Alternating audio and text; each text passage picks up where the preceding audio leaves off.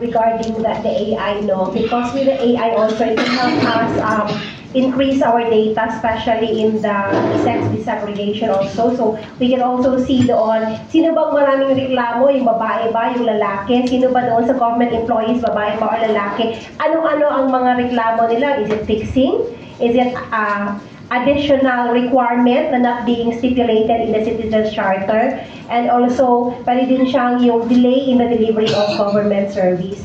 Mapabilis po natin makikita doon ano yung mga common concerns for us to be able to do more and be more and improve and collaborate with these government agencies.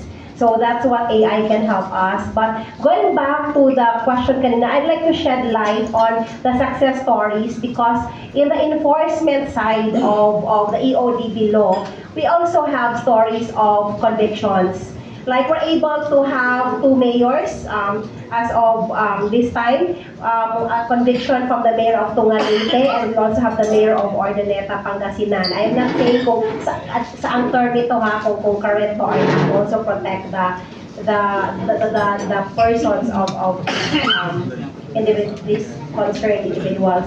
And we also have some fixers, mostly from LTOs. We also have fixers from PSA. And we have a fire inspector from the DFP, I'm not saying kung saan, to protect their identity. And the latest is the one that you saw in the media, in the news. We have a head of office from the LTO in Bustos, Bulacan.